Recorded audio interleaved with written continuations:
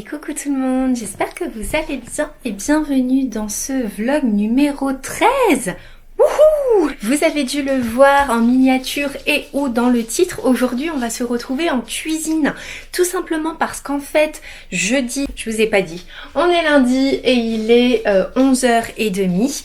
Je ne travaille pas aujourd'hui, j'avais posé ma journée. Mais par contre, jeudi, au travail, en fait, on a le repas de Noël et en fait, chacun ramène un peu une spécialité ou simplement quelque chose qu'il aime et qu'il a envie de partager avec les autres collègues. Et moi, j'avais très envie de ramener quelque chose qui change en fait un petit peu des éternelles petites tartes au saumon et légumes, par exemple, mais aussi de ramener quelque chose qui soit un peu de chez moi, c'est-à-dire la Lorraine, et plus spécialement une spécialité alsacienne de base que j'adorais, que ma grand-mère fasse quand j'étais petite. Et du coup, voilà. Je vous en dis plus juste après. Là, pour le moment, on va ouvrir les calendrier parce que j'ai trop hâte. Ok, je nous ai quand même équipé d'une petite lumière parce qu'il fait tout gris aujourd'hui, c'est tout sombre. Alors, on va commencer avec le calendrier de thé. Nous sommes donc le 12. Le 12. Et qu'est-ce qu'on a? Il est tombé. Alors, il doit être parmi tout cela. Alors, je regarde pas et j'en prends un. Qu'est-ce qu'on a? Thé de Noël à l'orange. Oh là là, ça doit être trop bon. Vous le savez, j'adore les agrumes. Là, je sens un petit peu au travers. Je sens un peu l'orange. Ça doit être divin. Alors, 95 degrés de température et 4 à 5 minutes d'infusion. Ça sent archi bon. J'ai trop hâte de le boire. Comme les autres, j'ai pas mal de petits de thé en fait de retard, mais au moins ça permet de les apprécier un petit peu plus tard. Et puis voilà. Alors, ensuite les bougies de charroux. Alors le numéro 12. Est-ce que vous aussi vous êtes toujours hyper impatient d'ouvrir vos calendriers? Est-ce que vous avez aussi toujours 6 ans et demi? Il est juste là. Alors, j'ai vu écorce. Qu'est-ce qu'on a? Écorce d'orange. Excellent. Alors, tac, je vais essayer de m'enlever. J'espère que ça fait le focus. Écorce d'orange. Non mais là, franchement, j'ai géré, hein. J'ai assuré là pour le coup. Alors. Oh la vache! Que vous dire, ça sent l'orange? Oh, c'est incroyable! Oh ouais!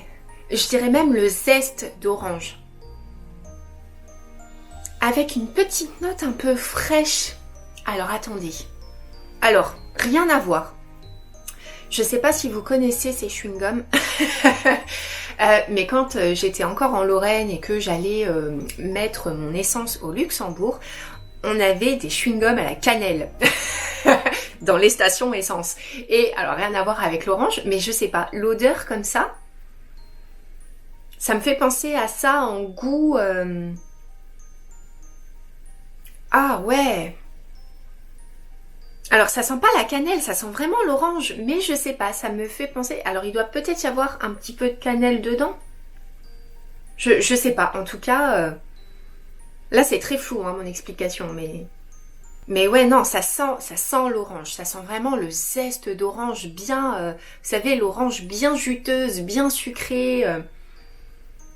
Mais je sens que la cannelle... Enfin, non, c'est pas que je sens la cannelle, c'est que ça me fait penser au chewing-gum à la cannelle que j'ai acheté, rien à voir avec l'orange, on est d'accord, mais ah là là, j'adore.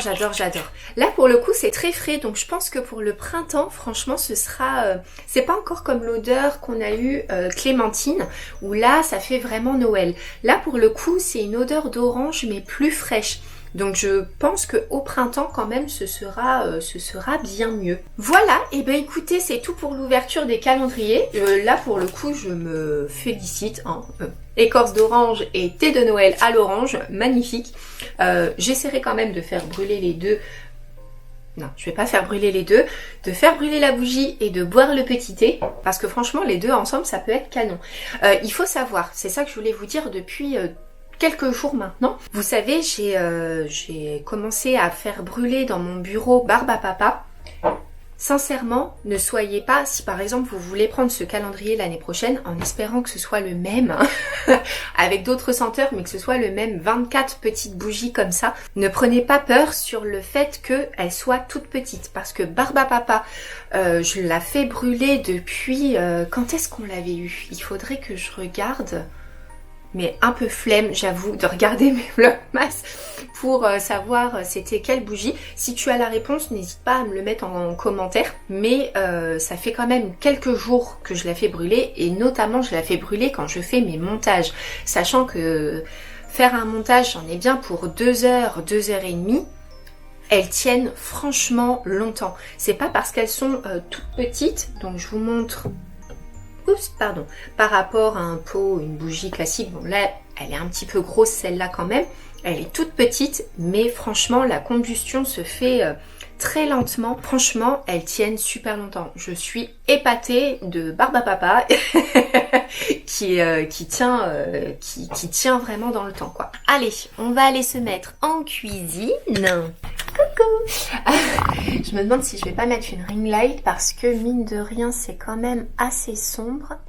Ouais, j'ai quand même l'impression que c'est un peu mieux. Alors, nous allons nous équiper de notre petit tablier parce que ça risque d'éclabousser un petit peu. Hop, voilà. On va s'attacher les cheveux. Ok, donc... Attendez, je reçois un colis. Je savais pas du tout c'était quoi, du coup je l'ai déballé, c'était une enveloppe, vous voyez, toute simple comme ça. Merci beaucoup. Je suis super émue. Alors, un cadeau de la part de Virginie. Alors attendez.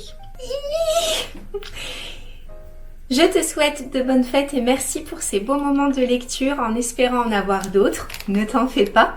Un grand merci car cet été, grâce à Nella Moon, tu m'as permis d'entamer un travail sur moi. Bis de la part de Virginie. Merci beaucoup ma belle, merci beaucoup. Je vais vous montrer, je l'avais dans ma wishlist, c'est trop cool. Waouh. Alors, c'est un marque-page. Alors, pardon, il y a la ring light. C'est un marque-page en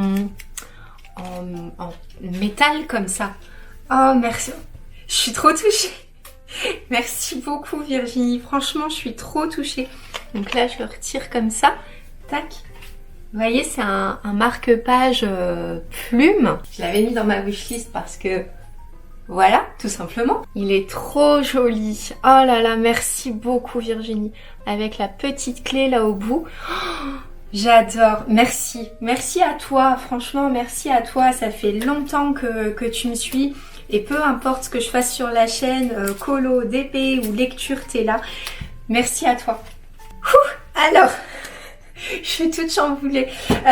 Du coup, nous en sommes où? Donc, j'allais dire, nous sommes bien en cuisine et nous allons faire une petite recette alsacienne. Parce que je crois que de base, c'est alsacien. Ce sont des galettes de pommes de terre. C'est quelque chose que j'adore. J'adore. C'était, je crois... Non, parce que ma grand-mère faisait tellement de bonnes choses comme les escargots.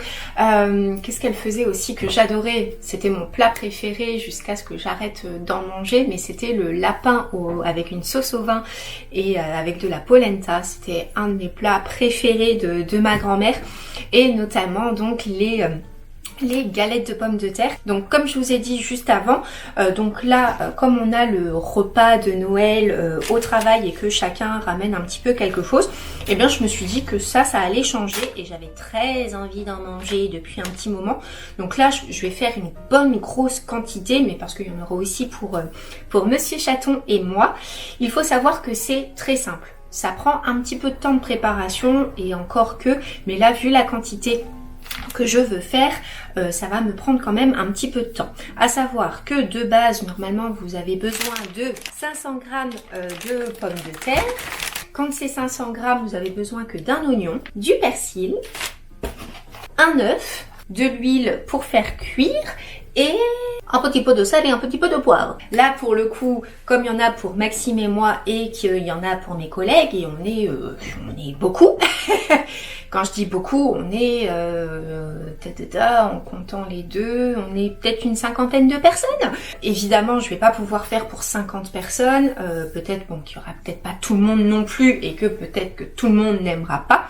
Mais voilà, je vais quand même en faire pas mal parce que, grâce à mes origines italiennes, je préfère qu'il y en ait trop que pas assez. Ce qui fait que là, j'ai 2,5 kg, je crois, hein, ouais, 2,5 kg de pommes de terre, 4 oignons, et puis bon, après le persil, vous en mettez la quantité que vous voulez, c'est facultatif, hein, il n'est pas obligé d'en mettre. Moi personnellement je préfère parce que j'aime beaucoup le persil et que voilà, j'aime bien en mettre, et puis après vous adaptez l'œuf en fonction. Hop, je referme, sachant qu'il va falloir les éplucher, les laver et toutes les râper. Donc ça c'est ce qui prend le plus de temps.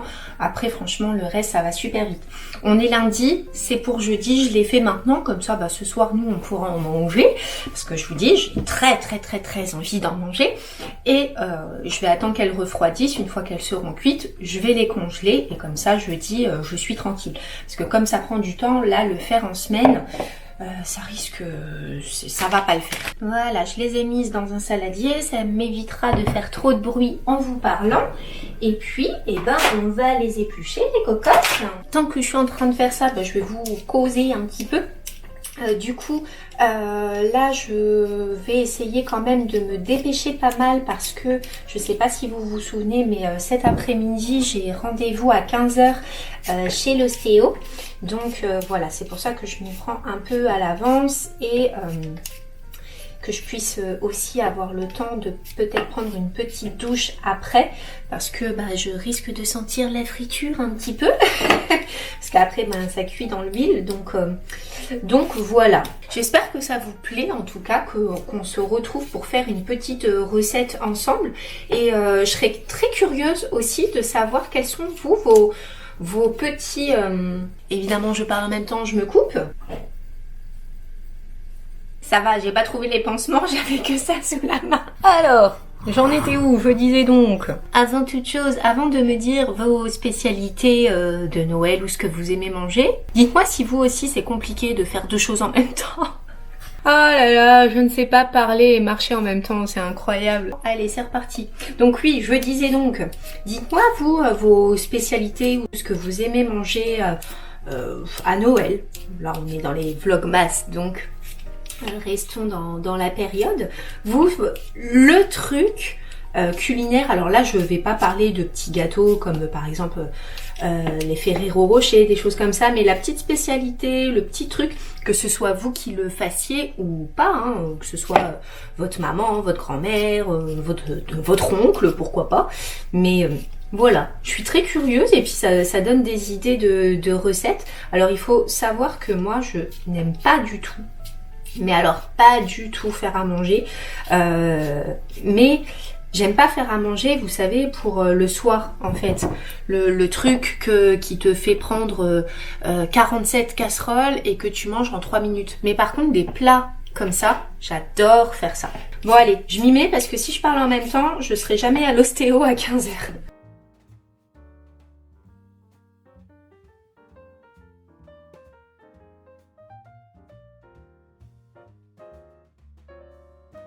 Ok, donc une fois que les pommes de terre sont épluchées, je viens simplement les couper. Donc je prends simplement au moins les plus grosses, et je les coupe au moins en deux pour que ce soit plus facile, après à les râper en fait. Franchement c'est une recette super simple et méga bonne. Vous mangez ça avec une petite soupe le soir et 8 h au lit.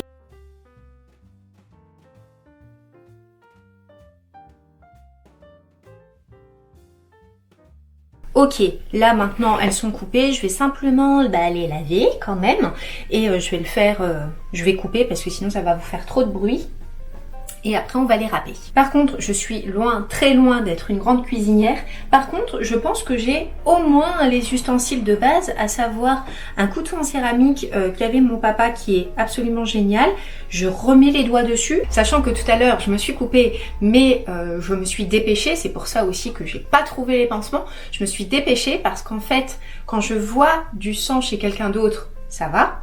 Mais quand je vois mon sang, je tombe dans les pommes. Donc c'est pour ça que je me suis très vite dépêchée. J'ai pas trouvé les pansements, j'ai mis la compresse.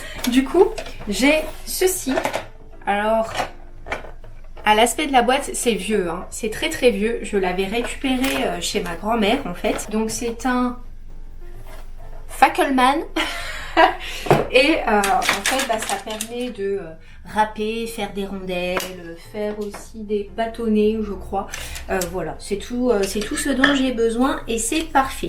Je choisis ma lame, je repasse un petit coup dessus parce que ça fait quand même un petit moment que je ne l'ai pas utilisé. Et ensuite, eh bien, je viens tout simplement râper mes petites patates. Hop, donc on peut l'enfoncer. Et c'est parti!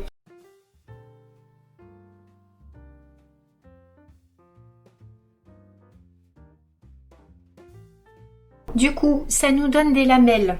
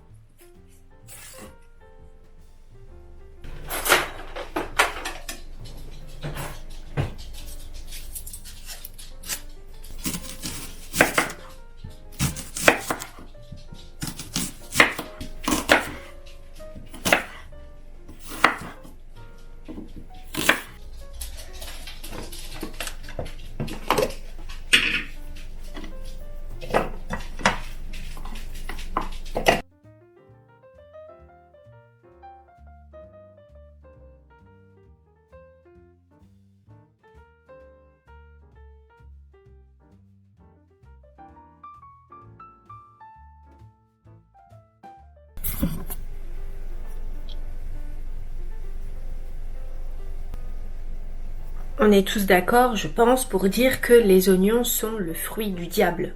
Ou le légume, ou le truc. C'est fait par le diable. C'est pas possible autrement. Ah mais regardez-moi ce chantier. Maman. Bon. C'est pas grave. Ma meilleure partie, c'est celle où on nettoie à la fin. Ok, donc ensuite je reprends toutes mes pommes de terre qui ont été râpées. Elles ont changé un peu de couleur, c'est normal, hein, elles s'oxydent. Je vous ai pas montré parce que avec ma blessure à la main, j'ai galéré, mais en fait à chaque fois il faut prendre une bonne poignée et bien les essorer. Là, comme j'ai pas de plus grand saladier, je vais essayer de partager en deux. Ensuite, on va rajouter les petits oignons. Donc, je vais faire à peu près... Bon, je vais peut-être pas tout mettre. Enfin, quoique, ça va vite. Je vais faire moitié-moitié. Après avoir lavé mon petit persil, je vais... Tac! Je vais en couper un petit peu que je vais aussi mixer. J'ai dû vous le montrer juste avant, mais ça, c'était... le petit robot, là, c'était un ustensile que mon papa avait et que du coup, j'ai récupéré. C'est la vie, ce truc. Sincèrement, c'est la vie. Là, je pense que c'est déjà, franchement pas mal. Alors, on va mettre dans le petit robot. Vous voyez, on a juste à le mettre et à appuyer et ça part tout seul.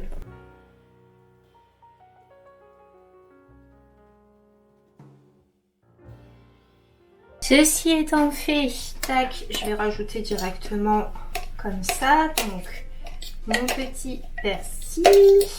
Là, je sais pas si j'en aurai assez, mais après, dans tous les cas, c'est pas bien grave. On rajoute. Ce qu'on va rajouter, c'est le petit œuf. Donc là, j'ai quand même pas mal de quantité, donc je vais mettre...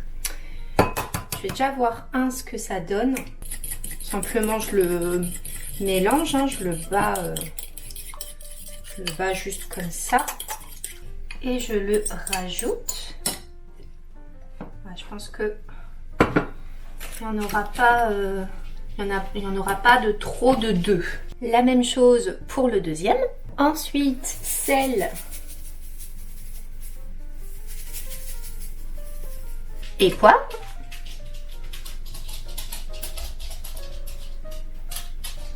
Et j'ai oublié de vous dire, il faut quand même rajouter au moins une bonne cuillère à soupe de farine.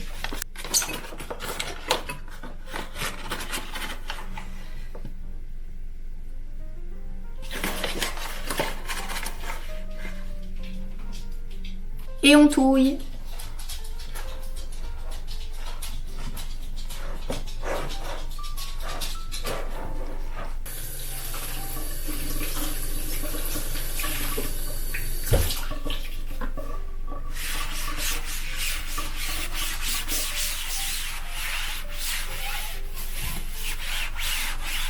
Ok, on se retrouve de ce côté-là. J'espère que vous verrez bien.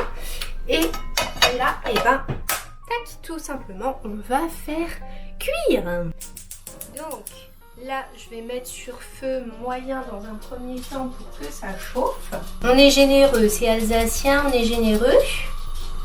Et ensuite, je m'aide de 2 cuillères. Je vais prendre, on va dire, une bonne cuillère comme ça. Histoire de bien les compacter. Et c'est parti.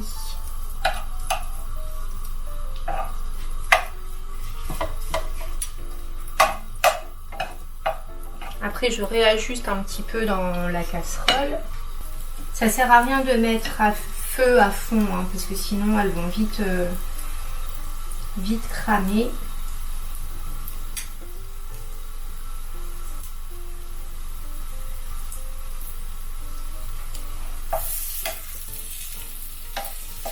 Oh, ça sent déjà si bon. Hop, une petite spatule pour... Oh là là, cette odeur, toute ma vie. Hop, et je vais retourner. Parce que je veux pas qu'elle crame, celle-ci, je vais la laisser encore un peu. Hop, et on enchaîne. Et voilà donc pour la toute première fournée. Je suis trop contente, j'ai trop hâte, ça sent trop bon, j'ai trop envie de les goûter.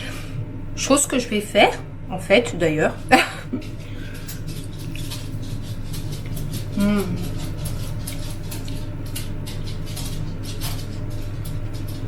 Retour en enfance, c'est trop bon. Je vais éteindre la haute 2 minutes. Tu sais, c'est comme la première crêpe. Qui arrive à s'empêcher de manger la première crêpe?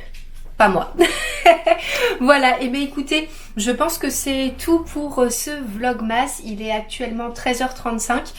J'ai pris un petit peu mon temps parce que j'avais des choses à voir à côté, mais voilà, là je vais simplement finir de faire cuire mes petites galettes, et puis à 15h je vais aller chez l'ostéo. Je vous ferai un petit retour demain pour vous dire comment ça s'est passé. Et puis voilà, merci encore beaucoup Virginie pour ton cadeau. Franchement, ça me touche du fond du cœur. Franchement, t'aurais pas dû. Mais voilà, merci beaucoup. J'espère en tout cas que cette petite vidéo vous aura plu. Si c'est le cas, n'hésite pas à me laisser un petit pouce en l'air et à t'abonner à la chaîne si ça n'est pas encore fait.